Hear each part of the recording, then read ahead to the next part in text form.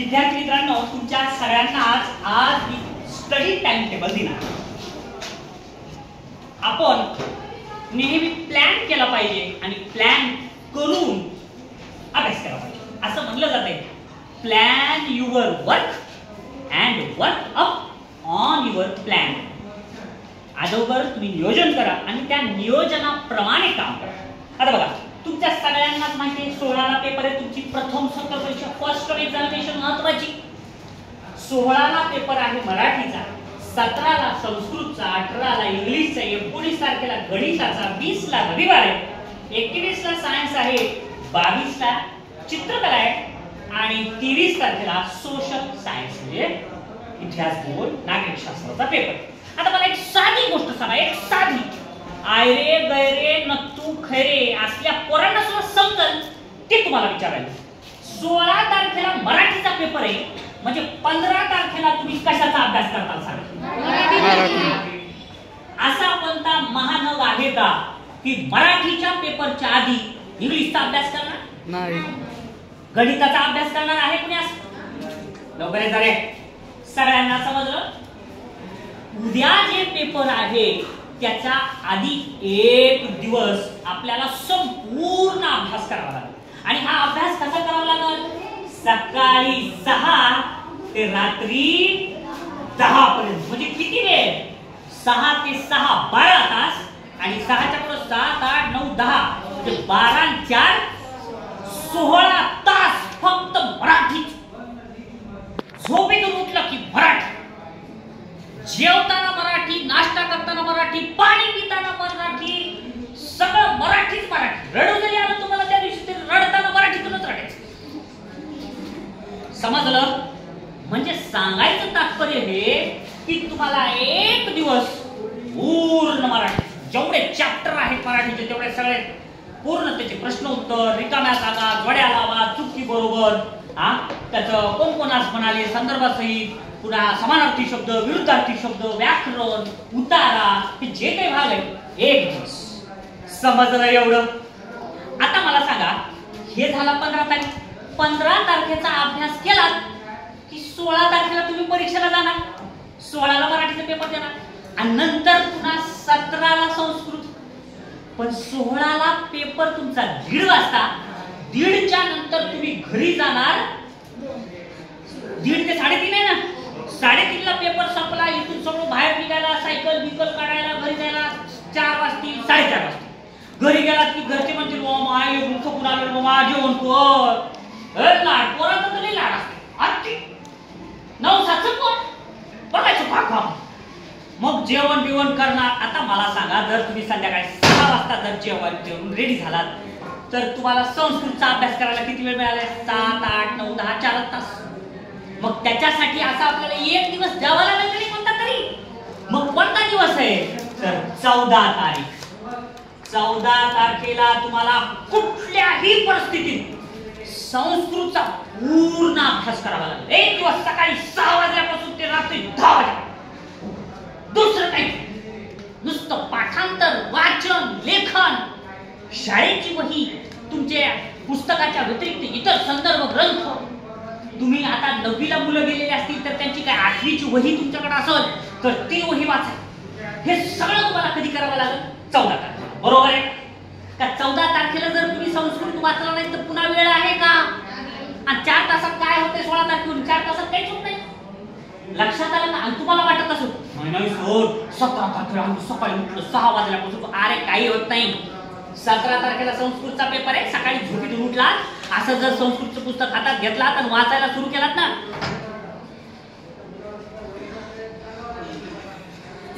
एकच प्रश्न तुम्हाला 4 घंटे लावले, पाठच होत नाही. नुसता घाम येतो, इकडून घाम, इकडून घाम, इकडून घाम, लाईट गेली, भूक लागली, पाणी, आणि असं कधी कधी तर वाचता वाचताच. त्याच्यामुळं परीक्षेच्या दिवशी तर अभ्यास होतोय असं म्हणायचंच नाही. एक दिवस 14 तारखेला. कळालं एवढं?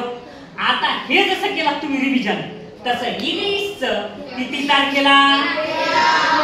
आता कळालं रे, आता कळालं रे तुम्हाला. गणिताचं एक दिवस गणिताचं गणितातूनच नाश्ता, गणितातूनच जेवण, गणितातूनच पाणी प्यायचं, गणितातूनच हसायचं, गणितातूनच रडायचं, सगळं गणितच. त्या दिवशी दुसरं काही जेवढे प्रॅक्टिस सेट मधले प्रॉब्लेम्स आहेत सगळे प्रॉब्लेम सॉल्व्ह करायचे ह्या दिवशी. कोणत्या तारखेला मग गणिताचा? 12-10. समजलं?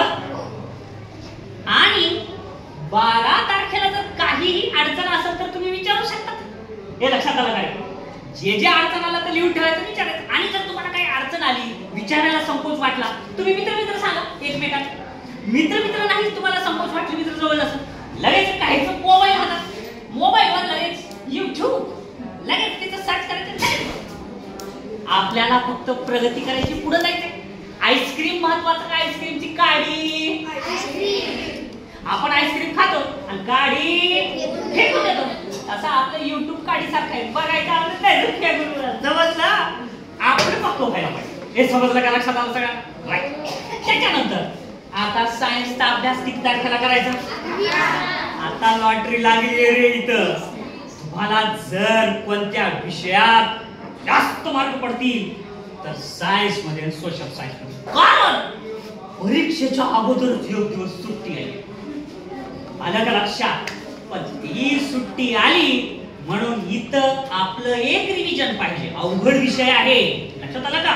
तुमचा सेमीचा वर्ग आहे म्हणून 11 तारखेला तुम्हाला सायन्सचा एक दिवस पूर्ण जेवढे चॅप्टर येणार तेवढं सगळं रिव्हिजन करायचं. समजलं? 11 तारखेला रिव्हिजन केल्यावर पुन्हा 20 तारखेला सुद्धा रिव्हिजन करायचं. कळालं? असंच पूर्ण करायचं. आणि अजून एक सांगतो इथंच, 19 तारखेला तुम्ही परीक्षेवरून आलात, 19 तारखेचा 4:30 वाजता 5 वाजता घरी गेलात तुम्ही, तर सोशल सायन्सचं 19 ला रिव्हिजन करायचं. कळालं? आणि 20 तारखेला पूर्ण सायन्स. कारण 21 ला पेपर म्हणजे 20 तारखेला सगळं सायन्सचा फडशा पडायचा. समजलं सगळ्यांना? आता 20 चं कळालं, 21 चा अभ्यास कळाला, 19 तारखेचा हा अभ्यास कळाला तुम्हाला. आता 23 तारखेला सोशल सायन्स आहे. हेच तर तसंच आहे. याचा अभ्यास तुम्हाला 10-10 ला करावा लागेल. रिव्हिजन एकदा पूर्ण इतिहास, भूगोल, नागरिकशास्त्र सगळे धडे पूर्ण वाचायचे. त्याचं इसवी सन, त्याचे प्रश्नोत्तर, त्याचं पूर्ण सगळं चांगलं पाठ करायचं. एवढं कळालं? त्याच्यानंतर तुम्हाला काय करायचं? 21च्या नंतर 22 तारखेला सुट्टी आहे, तर 22 तारखेला पूर्ण पाठ रिव्हिजन. आणि 21 तारखेला परीक्षेहून आलात, परीक्षेहून आल्यावर काय करायचं सांगतो तुम्हाला. तुम्ही म्हणता सर 21 ला आमचा एकच पेपर राहता, 21 ला आम्ही आलो मस्तपैकी, आम्ही थोडंसं खेळतो, झोपतो सर, लय दिवस झाला पाहिजे. Never celebrate too early. Running करू लागला एक माणूस, त्यांना असं जिंकायला इतर रेस आहे त्याची, असा पळू लागला आणि पळता पळता त्याला पाठीमागं बघितला. पाठीमागचा माणूस लय लांब होता. मग त्याला म्हणलं असं दमाने चालायला, पट्टीच्या तिथं जवळ, तितक्यात त्याला पाठीमागून इतक्या वेळा लावला, ह्याला असं जवळ जा, त्याला झुकून पुढे गेलं, जा जिंकलं. म्हणून नेवर सेलिब्रेट टू अर्ली. आधीच मी जिंकलो म्हणायचं, पूर्ण पेपर उठल्या. मग आता 21 ला सुद्धा आल्यानंतर जरी तुमचे मित्र आले तुम्हाला बोलवायला, तंद्रे खेळायला, नाही म्हणत. लक्षात आलं? आपला अभ्यासाला महत्व द्या. मित्राच्या नादाला लागू नका. त्याला घेऊन बसा अभ्यासाला. त्यांना ऐकलं नाही तर त्याच्या आई वडिलांना सांग, पाठवून द्या म्हणा अभ्यासाला, अभ्यास करत बसायचं. समजलं? 21 ला आल्यानंतर अवघड भाग 21 ला पाठ करायचा. सोपं वाचायचं नाही 21 ला, हे सांग. 20 तारखेला सगळं रिव्हिजन करायचं.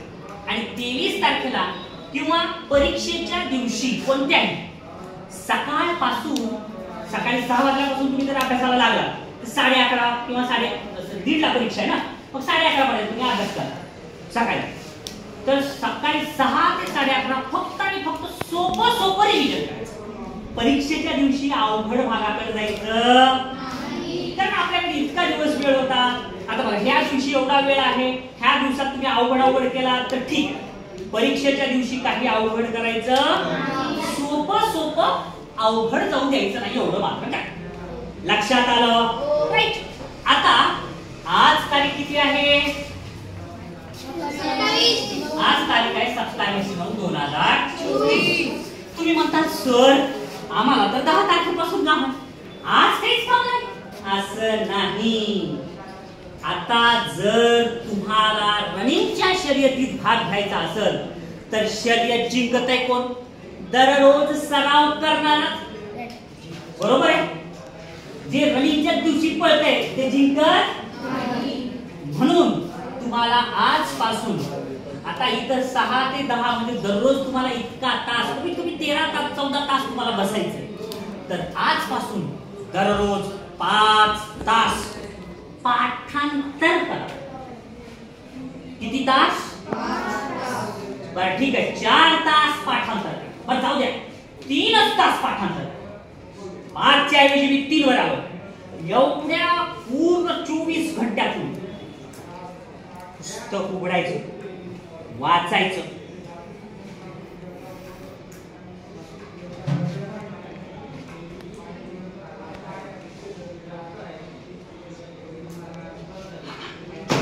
असं पाठ करायचं.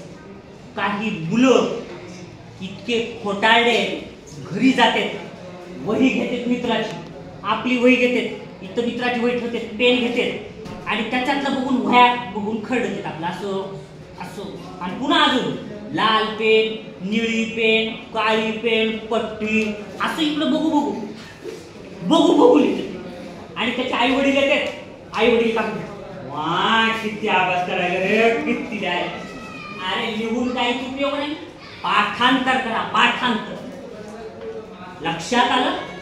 आई वडिलांना फसवू नका, सांगायला तुम्हाला. नुसतं तुम्ही वह्या रंगवता, वह्या भरतात म्हणजे अभ्यास नाही, पाठांतर पाहिजे. किती तास पाठांतर? 5 तासात तुम्ही 3 तासावर आलो. 3 तास कंपल्सरी पाठांतर करायचं. काही करा, एवढे विषय आहेत ना, त्या विषयात कोणताही पाठांतर. त्याच्यानंतर फक्त अर्धा तास गणिताचे प्रॅक्टिस सेट सोडवा. गणिताचे प्रॅक्टिस सेट 27 तारखेपासून फक्त अर्धा तास. 1 तास म्हणून या 30 मिनिट सराव करा. लक्षात आलं? शाळेचा अभ्यास, तुम्हाला काही एक्स्ट्रा क्लास असेल, काही ट्युशन असतील काही करा, ते सोडून देऊन अर्धा तास स्वतः तुमच्या मनानं करायचं. कोणतेही प्रॅक्टिस सेट उघडायचं. अर्ध्या तासात ते प्रॅक्टिस सेट झालं, चला पुढचं. अर्ध्या तासात ते झालं, 2 झाले, पुढचं, तिसरं, चौथं, असे प्रॅक्टिस सेट सोडायचं. समजलं? त्याच्यानंतर अर्धा तास दररोज इंग्लिशचा अभ्यास करायचा. दररोज अर्धा 3 पेज वाचायचं, त्याच्यातले प्रश्नोत्तर, ग्रामरचा भाग, सीन पॅसेज. त्याच्यानंतर तुम्ही शब्दार्थ पाठांतर करा. सायन्स तर सेमी असल्यामुळे तुम्हाला काही अवघड जाणार नाही इंग्लिश विषय. समजलं? अशा प्रमाणे दररोज किती तास अभ्यास व्हायला तुमचा? मग 4 फक्त 4 तास. किती तास? 4 म्हणायचं नाही, फक्त 4.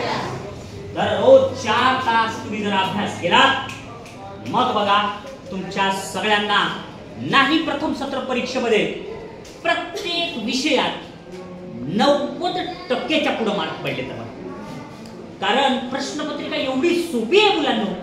प्रश्नपत्रिका ही तीच आणि उत्तरपत्रिका ही तीच. म्हणजे तुम्हाला जर पेपर मिळाला तर फक्त नाव लिहायचं, शाळेचं नाव लिहायचं, हाच नंबर लिहायचं, प्रश्न बघायचा, खुरखुर उत्तर, प्रश्न बघायचा, खुरखुर उत्तर.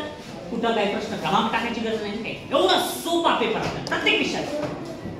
म्हणून सगळेजण या टाइम टेबल प्रमाणे अभ्यास करणार. सगळ्यांनी वहीवर टाइम टेबल लिहून घ्या आणि त्या टाइम टेबलच्या इकडं आणि इकडं तुमच्या आई वडिलांच्या सह्या आणायच्या.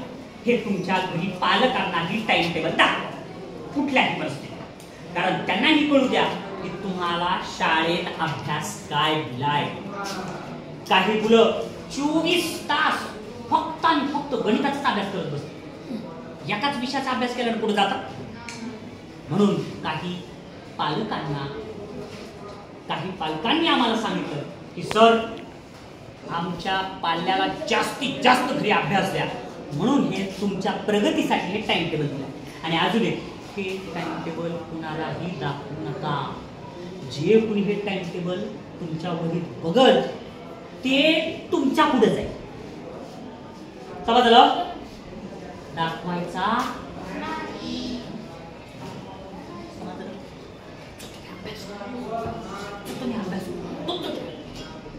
समजलं? जर तुमच्या जवळचा एकदम क्लोज फ्रेंड असेल तर त्याला सांग. अलग लक्षात. बाकी आयरे गैरे ना तू खैरेला सांगू नका, काय उपयोग. लक्षात आलं का सगळ्यांना? मग अशा टाइम टेबल प्रमाणे अभ्यास करणार. कोण कोण करणार हात पकडा. Very good.